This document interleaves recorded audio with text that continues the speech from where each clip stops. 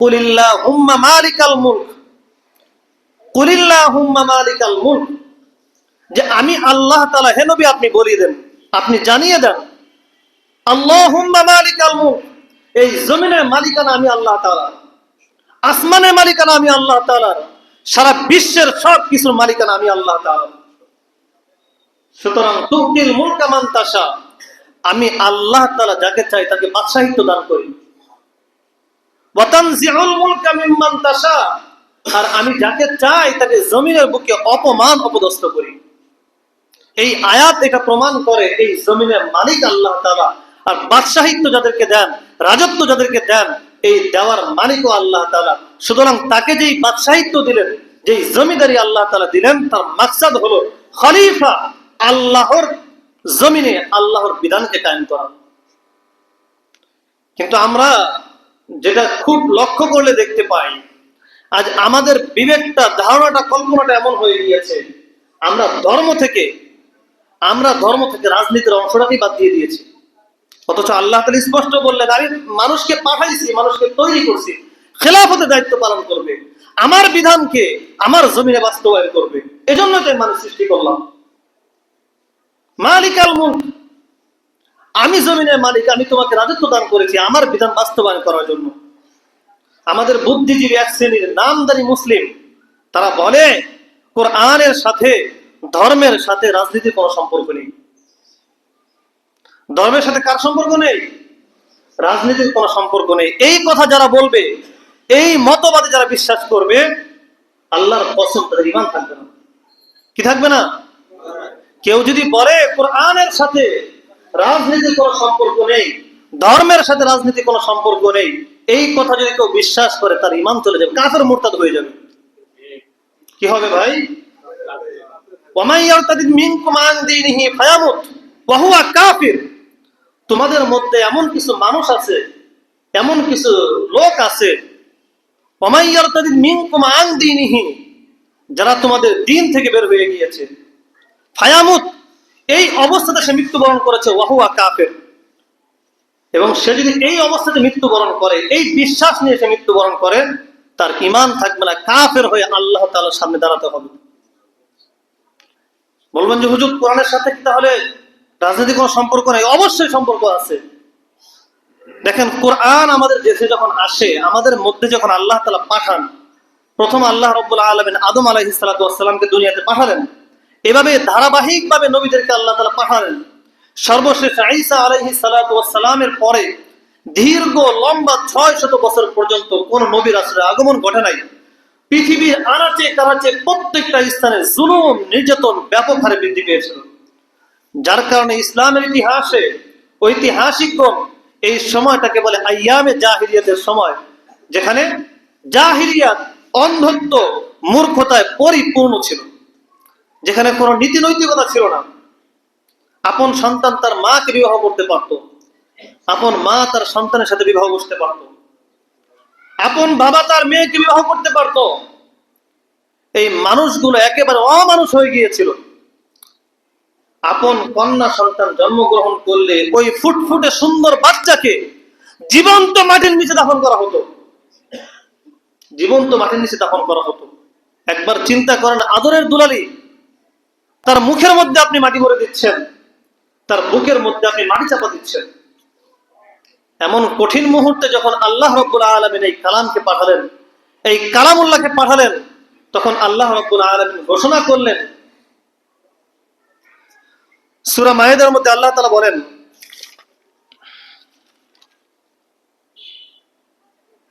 ইন্নামা জাযাউল লাযীনা ইউহারিবুনা আল্লাহ ওয়া রাসূলাহু ওয়া ইয়াসআউনা ফিল আরদি ফাসাদা আন ইউকাত্তালু আও ইউসাল্লাবু আও তুকাত্তা'a আইদিহিম ওয়া আরজুলুহুম মিন খিলাফিন আও ইউনফাউ মিনাল আরদ। চতুর্দিকে জুলুম, নির্যাতন। যারা ধনী তারা গরিবদের সম্পদ চুষে খায়, লুটে খায়। যারা ক্ষমতাবান তারা দুর্বলদেরকে দাস বানিয়ে নির্মম নির্যাতন তারা করত। এমন সময় আল্লাহ রাব্বুল আলামিন নবী মুহাম্মাদের মাধ্যমে আমাদেরকে জানিয়ে দিলেন, ইন্নামা জাযাউল লাযীনা ইউহারিবুনাল্লাহ ওয়া রাসূলাহু ওয়া ইয়াসআউনা ফিল আরদি ফাসাদা, যারা আল্লাহ রাব্বুল আলামিনের এই জমিনের মধ্যে ফাসাদ সৃষ্টি করবে, ঝামেলা তৈরি করবে, ফিতনা ঘটাবে, মানুষ হত্যা করবে, মানুষের অধিকার, ন্যায্য অধিকার যারা নষ্ট করবে তাদের জন্য ঘোষণা শুনিয়ে দাও। কি ঘোষণা?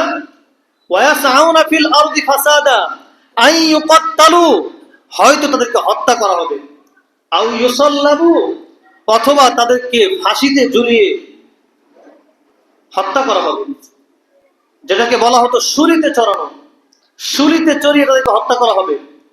আও তুকাত্তা আইদিহিম ওয়া আরজুলুহুম মিন খিলাফিন আও ইউনফাউ মিনাল আরদ, হয়তোবা তাদেরকে দেশান্তর করা হবে, ওয়া আরজুলুহুম মিন খিলাফ, অথবা তাদের ডান হাত বাম পা কেটে দেওয়া হবে, অথবা বাম হাত ডান পা কেটে দেওয়া হবে, যেন এই মানুষ দুনিয়াতে আর কখনো অবাধ জুলুম আর জমিনের মধ্যে প্রতিষ্ঠিত করতে না পারে। তাহলে বলেন, আমাদের যে বাংলাদেশের সংবিধান, এই সংবিধানের মধ্যে কি হত্যার আইন আছে না নাই? আছে। হত্যার আইন আছে না নাই? যদি হত্যার আইন না থাকতো, ৭৫ সালে শেখ মুজিবকে হত্যার পরে যেই রায়গুলি হয়েছে, ফাঁসিগুলি হয়েছে, হত্যার আইন আছে বলেই তো হয়েছে। কি বলেন, আছে না নাই? দেশান্তর করার আইন আছে না নাই? নির্বাসন যেটাকে বলা হয়, আমরা দেখেছি বিগত সরকারের সময় অনেক মানুষকে দেশান্তর করা হয়েছে, দেশ থেকে পালিয়ে যেতে বাধ্য করা হয়েছে। তাহলে এই আইনও আমাদের কিসে আছে? সংবিধানে আছে। তারপর একজন মানুষকে যাবজ্জীবন কারাদণ্ড দেওয়া, দেশান্তর করা, এই বিধানগুলো আছে না নাই? তাহলে যেই বিধান আপনারা আমাদেরকে আব্রাহাম লিঙ্কনের মাত্র ২০০ বছর আগে উদ্ভাবিত গণতন্ত্রের মাধ্যমে শিখান, আমার নবী মুহাম্মদুর রাসূলুল্লাহ সাল্লাল্লাহু আলাইহি ওয়াসাল্লাম এই আইন আজ থেকে ১৪৫০ বছর পূর্বে শিখিয়েছেন। তাহলে রাজনীতির সাথে কোথায় সম্পর্ক নাই? কোথায় সম্পর্ক নাই? যারা বলে, হয়তো তারা পবিত্র কালামুল্লাহকে বুঝে নেন, হয়তো তারা কোরআনের এই বিধানগুলো কখনো দেখে নাই। আজ আমাদের দেশে ব্যাপক হারে চুরি হয়, ডাকাতি হয়, চুরি হয়, ডাকাতি হয়, ভালো মানের কোনো সমাধান আমরা পাই না। এক চোর যায়, আর এক চোর হাজির হয়, এক ডাকাত পালায়, আর এক ডাকাত তার এই খালি মসনদটাকে পূর্ণ করে। কেন? কারণ যেই বিধান, যেই সংবিধান রচিত হয়েছে, এই সংবিধান আমাদেরকে চুরি ডাকাতি বন্ধ করতে বলে না, বরং চোরকে চোরের চাইতে বড় ডাকাত হতে বলে। মুআজ্জাজ হাজিরিন, সূরা আর রহমানের মধ্যে, আর রহমান আল্লামাল কোরআন খলাকাল ইনসান আল্লামাহুল বায়ান, এই আয়াতে কারিমার যে পারস্পরিক সম্পর্ক, মুফাসসিরিনে কেরাম বলেছেন যে আল্লাহ রাব্বুল আলামিন মানুষকে সৃষ্টি করলেন, কোরআনকে শিখালেন, মাঝখানে আর রহমান আল্লামাল কোরআন নিয়ে আসলেন, খলাকাল ইনসান, যে আমি আল্লাহ তাআলা অতি দয়ালু, আল্লামাল কোরআন, কোরআন মানুষকে শিখিয়েছি। এরপরে বললেন খলাকাল ইনসান, মানুষকে সৃষ্টি করেছি। মুফাসসিরিনে কেরামগণ এই আয়াতের ব্যাখ্যা এভাবে করেছেন, পরস্পর সম্পর্ক এভাবে বর্ণনা করেছেন যে আল্লাহ রাব্বুল আলামিন উপরে, মানুষ নিচে, এই মানুষ এবং আল্লাহ রাব্বুল আলামিনের মধ্যে যে সম্পর্ক স্থাপন হবে, যেই সম্পর্ক তৈরি হবে, সেই সম্পর্ক তৈরির মাধ্যম হচ্ছে কোরআন এবং কোরআনের সংবিধান। তার একটা উদাহরণ আপনাদেরকে শোনাই। বিগত ২০০০ কিংবা তার আগে পরে আমাদের এই দেশে একজন বিখ্যাত নাস্তিক ছিল, তসলিমা নাসরিন। নাম শুনছেন আপনারা? তসলিমা নাসরিনের একটা বই ছিল, ওই বইয়ের মধ্যে উনি এমন বাজে বাজে কথা লিখছে যেগুলো উচ্চারণ করা হতো না। আমি তার একটা বই পড়েছিলাম, তসলিমা নাসরিনের নষ্টামি। সেখানে এভাবে উল্লেখ আছে যে একজন নারী, একজন পুরুষ যদি 4টা বিবাহ করতে পারে, তাহলে একজন নারী কেন 4টা করতে পারবে না? এটা কিসের সে দলিল দিয়েছে? তার আকল, তার বুদ্ধি নির্গত কথা সে আমাদেরকে শুনিয়েছে। একজন পুরুষ সে যদি 4টা বিবাহ করতে পারে, নারীও কেন পারবে? নারীও পারবে। কিন্তু তসলিমা নাসরিনের এই কথা এত তো কোরআন বিরোধী, দ্বিতীয়ত এই কথা বিজ্ঞান বিরোধী। কোরআন বিরোধী, বিজ্ঞান বিরোধী। তার একটা উদাহরণ আপনাদেরকে আমি দিই। একজন পুরুষ যদি 4টা বিবাহ করে, 4 জন স্ত্রী থাকে, এই পুরুষ যদি, বাচ্চারা আছে কি, সংক্ষেপে বলতেছি, বেশি দূরে যাওয়া যাবে না, ছোট ছোট পোলাপান আছে। একটা পুরুষ যদি 4টা বিবাহ করে, কয়টা বিবাহ? 4টা বিবাহ। এই পুরুষ যদি তার আপন স্ত্রীর কাছে যাওয়া আসা করে, যদি বাচ্চা হয় 4 জনের গর্ভে, তাহলে এই বাচ্চার পিতা কে হবে? আব্দুল্লাহ। ধরেন আব্দুল্লাহ, আব্দুল্লাহ বিবাহ করছে কয়টা? চারটা। চারটা বিবাহ করলে তার স্ত্রী আছে চারটা। এখন এই স্ত্রী 4 জনের যদি বাচ্চা কাচ্চা হয়, এই 4 জন স্ত্রী বাবা কে হবে? আব্দুল্লাহ একজন। অথচ ওই নারীর সাথে যদি 4 জন পুরুষ থাকে, কয়জন পুরুষ? তাহলে এই পুরুষের বাবা কে হবে? এই পুরুষের বাবা কে হবে? এটা অসম্ভব, এটা অসম্ভব। বিজ্ঞান ওই কথা বলে, একজন নারীকে যদি তালাক দেওয়া হয় কমসে কম 3 থেকে 4 মাস তাকে হায়েজ পালন করতে হয়। কারণ পুরুষের শরীর থেকে নির্গত হওয়া সেই জিনিসটা যখন নারীর শরীরের মধ্যে যায়, ওটা দীর্ঘ প্রায় 3 মাস পর্যন্ত আপন শরীরের মধ্যে আটকে রাখে।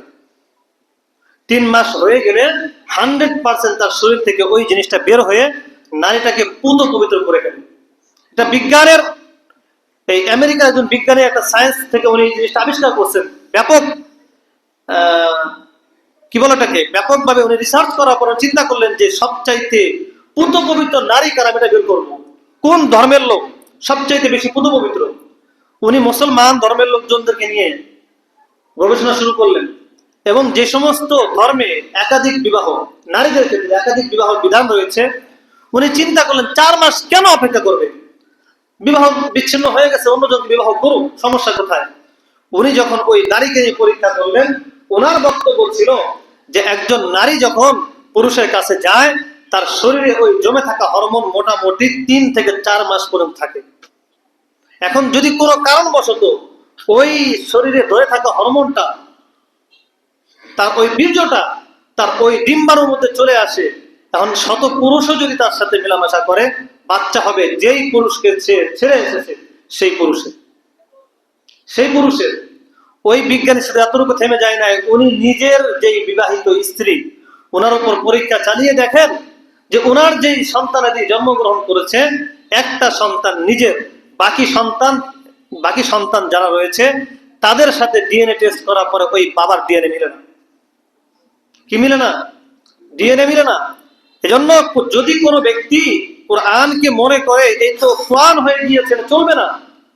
কোরআনের সাথে রাজনীতির কোনো সম্পর্ক নেই, কোরআনের সাথে সংবিধানের কোনো সম্পর্ক নেই, কোরআনের সাথে মানবতার কোনো সম্পর্ক নেই, তাহলে সে আল্লাহ রাব্বুল আলামিন আমাদেরকে খলিফা হিসেবে যে পাঠালেন, এই মালিকানা যে আল্লাহ তাআলা, এখানে যে আল্লাহ তাআলার বিধান চলবে, এটাকেও অস্বীকার করবেন। আচ্ছা আপনারা বলেন, রাজ শব্দের অর্থ কি? রাজ অর্থ আমরা কি বুঝি? রাজা, বড়। নীতি মানে কি? নিয়ম নীতি, নীতিমালা। নিয়ম নীতি, নীতিমালা। তাহলে আল্লাহর চাইতে এক কথায় বললে রাজার নীতি, রাজার নিয়ম কানুন, এই জমিনে, এই পৃথিবীতে, এই মহাবিশ্বে, এই সৃষ্টি জগতে আল্লাহ রাব্বুল আলামিনের চাইতে বড় কোনো রাজা আছে? কোনো বাদশা আছে? তাহলে কেন রাজনীতির সাথে সম্পর্ক থাকবে না? কেন থাকবে না? অবশ্যই রাজনীতির সাথে কোরআনের সম্পর্ক রয়েছে। কেউ যদি বিশ্বাস করে তার ঈমান থাকবে, আর কেউ যদি বিশ্বাস না করে সে ইসলাম থেকে বের হয়ে মুরতাদ হয়ে যাবে। সুতরাং আমাদের জবান দ্বারা যেন এমন কোনো কথা বের না হয়, এমন কোন আলোচনা আমাদের অজান্তে বের না হয় যে সমস্ত কথা আমার ঈমানকে হরণ করে, যে সমস্ত কথা আমার ঈমানকে কি করে? হরণ করে। আজ আমরা সুখ খুঁজে পাই না, আমাদের সমাজে গরিবই থেকে যায়, ধনী হাজার হাজার কোটি টাকা বানাইতে বানাইতে তার এই দেশের ব্যাংকে টাকা রাখার মতো অবস্থা থাকে না, সে চুরি করে ডাকাতি করে টাকাগুলি বিদেশে নিয়ে চলে যায়। কেন? কারণ এমন নীতি আমাদের নাই যেই নীতি বাস্তবায়ন করলে, যেই নীতি জারি করলে মানুষ চুরি ছেড়ে দেবে। আল্লাহ রাব্বুল আলামিন বলেন, ওয়াসসারিকু ওয়াসসারিকাতু ফাকতাউ আইদিয়াহুমা, যদি কোনো ব্যক্তি চুরি করে তার হাত কেটে দাও, হাত কেটে দাও। যদি কোনো ব্যক্তি জিনা করে, আয-যানিয়াতু ওয়াজ-যানি ফাজরিদু কুল্লা ওয়াহিদিন মিনহুমা মিআতা জালদা, যদি কোনো অবিবাহিত নারী জিনা করে, অবিবাহিত পুরুষ জিনা করে, তার শাস্তি হলো তাকে 100 বেত্রাঘাত করা। কত বেত্রাঘাত করা? 100 বেত্রাঘাত করা। যদি প্রমাণ করা যায়, আর যদি প্রমাণ না হয়, যদি বিধান প্রমাণ না হয় যে সে জিনা করছে, প্রমাণ করতে না পারে, তাহলে তাকে উল্টা 80টা বেত্রাঘাত করা হবে। তাহলে একজন ব্যক্তিকে আমি চাইলেই মানহানির মামলা দিতে পারি না, একজন ব্যক্তিকে চাইলেই আমি জিনার অপবাদ দিতে পারি না। আমি জিনা করলেও সমাজে সঠিক কোরআনে আইন থাকার কারণে ওই কোরআনের আইনের ভয়ে আমি জিনা করতেও পারবো না। আমি চাইলেও হাত কাটা যাওয়ার ভয়ে চুরি করতে পারবো না। আমি কোনো মানুষকে হত্যা করতে পারবো না। কেন? আল্লাহ রাব্বুল আলামিন বলেন, ওয়ামান কাতালা মুমিনান মুতাআম্মিদান ফাজাযাউহু জাহান্নামু খালিদান ফিহা ওয়া গাদিবাল্লাহু আলাইহি ওয়া লা'নাহু ওয়া আ'আদ্দা লাহু আযাবান আযীমা। যদি কোনো ব্যক্তি ইচ্ছাকৃতভাবে কোনো মানুষকে হত্যা করে, আল্লাহ রাব্বুল আলামিন বিধান হলো, যদি ওয়াকাতাবনা আলাইহিম ফিহা আন্নান নাফসা বিন নাফস ওয়াল আইনা বিল আইন ওয়াল আনফা বিল আনফ ওয়াল উযুনা বিল উযুন ওয়াস সিন্না বিস সিন্নি ওয়াল জুরুহা কিসাস। যদি কেউ তোমার নাক কেটে দেয়, তুমি তার নাক কেটে দাও। যদি তোমার কেউ কান কেটে নেয়, তুমি তার কান কেটে নাও। যদি কেউ তোমার হাত কেটে নেয়, তুমি তার হাত কেটে নাও। যদি কেউ তোমাকে হত্যা করে, তুমি তাকে হত্যা করো। এই বিধান যদি বাস্তবায়ন হয়, কেউ নাক কাটার ভয়ে, কেউ হাত কাটার ভয়ে, কেউ কল্লা কাটার ভয়ে, কেউ কান কাটার ভয়ে, কেউ চোখ হারানোর ভয়ে কোন মানুষকে সে হত্যাও করবে না, কোন মানুষকে সে আঘাতও করবে না। তাহলে কোরআনের সাথে রাজনীতির সম্পর্ক আছে কিনা? যারা বলে কোরআনের সাথে রাজনীতির কোনো সম্পর্ক নাই, রাজনীতির সাথে কোরআনের সম্পর্ক নাই, রাজনীতির সাথে ধর্মের কোনো সম্পর্ক নাই, তাদের একটা উদাহরণ শুনে রাখেন। আপনারা যারা গ্রামে বসবাস করেন কিংবা আমাদের এই অঞ্চলে যারা বসবাস করেন, আমাদের গাছে ফল হয় না? আম, জাম, কাঁঠাল, লিচু, কলা হয় না? এই ফলগুলো যখন রাত্রি হয়, ওই ফলগুলো যখন পরিপক্ক হয়, তখন এই ফলগুলো খাওয়ার জন্য এক শ্রেণীর প্রাণী গাছের আগায় আগায় ঘুরতে থাকে। তার নাম কি বলেন তো? জোরে বলেন, কি এটা? মৌমাছি না, বাদুর। বাদুর। এই প্রাণীর নাম কি? বাদুর। যখন সকাল হয়ে যায়, সুবহে সাদিক হয়, তখন ওই বাদুর কি ওই গাছের মধ্যে, ফলের মধ্যে লেগে থাকে না? সব দল বল ধরে দৌড়ায় পালায়। কোথায় পালায়? ওরা খুঁজে খুঁজে তাল গাছ, উঁচু উঁচু গাছ কোথায় আছে, মোটামুটি জনবিচ্ছিন্ন, মানুষজন একটু কম যাওয়া আসা করে এমন গাছ খুঁজে, খোঁজার পরে ওই গাছের মধ্যে সব গিয়ে জড়ো হয়। এরপরে দুইটা ঠ্যাং উপর দিকে দিয়া, মাথা নিচের দিকে দিয়ে কি বলে জানেন? কি বলে জানেন? সূর্যকে গালি দিয়ে থাকে, আরে সূর্য তুই আসলি কেন? কি বলে ভাই? আরে সূর্য তুই আসলি কেন, আলো দিলি কেন? তুই না আসলে আমি কি করতে পারতাম? রাতের বেলায় লুকায় লুকায় চুরি করে মানুষের সম্পদ নষ্ট করতে পারতাম। বুঝেন নাই কথা এখনো? যদি এই দিনের আলো না আসতো, বাদর ওই রাতের চুরি করতে কোনো সমস্যা হতো না। সুতরাং যারা কোরআনকে রাজনীতি থেকে দূরে রাখতে চায়, তাদের উদ্দেশ্য হলো এই দেশের গরিব মানুষের সম্পদগুলো আমি নষ্ট করব, এই দেশের মানুষের সম্পদগুলো চুরি করে বিদেশে পাচার করব, আর যারা হত্যাকারীকে আমি নিজের মন মতো করে আমি পড়ার পরে তো দেশ থেকে বের করে দিব। আরে কোরআন তুই জ্বললি কেন? তোর কারণে আমার আজকে সম্পদ আমি চুরি করতে পারলাম।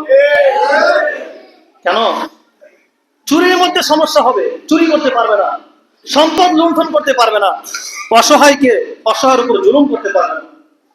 এজন্য একটাই মাকসাদ, কোরআন থেকে দূরে সরে গেলে মদ খাওয়া বৈধ হইতে পারে, কোরআনী বিধান সরে গেলে মদের লাইসেন্স দেওয়া যেতে পারে, জিনা ব্যভিচারের জন্য বার খুলে দেওয়া যেতে পারে, যদি কোরআনী বিধান বাস্তবায়ন করা না যায়। এজন্য এলিট শ্রেণীর যারা বুদ্ধিজীবী এবং শয়তান যারা, তারা আমাদেরকে শুধু না, সারা বিশ্বের মধ্যে এই কথা প্রচার করতে চায়, যেই দেশে ইসলামী বিধান, ইসলামী আইন জারি করা যাবে, সেখানে তো কোনো ডাকাতি চুরি থাকবে না, আমাদের মতো চোর ডাকাত টিকতে পারবে না। সুতরাং নিজেদের অস্তিত্ব টিকে রাখার জন্য হলেও কোরআনকে দুরিশ্বাস দাও। জ্বলে কেন? জ্বলে চুরি করতে পারবে না, তাই জ্বলে। এই জন্য কোরআনের আলো যখন শরীরে লাগে তখন জ্বলতে থাকে, বাদুরের মতো কোরআনকে বকতে থাকে, ওলামা ইকরামকে বকতে থাকে, ইসলামী শরিয়াকে নিয়ে বিভিন্ন মতামত তারা পেশ করতে থাকে, কারণ শরীরের মধ্যে আগুন জ্বলা শুরু হয়।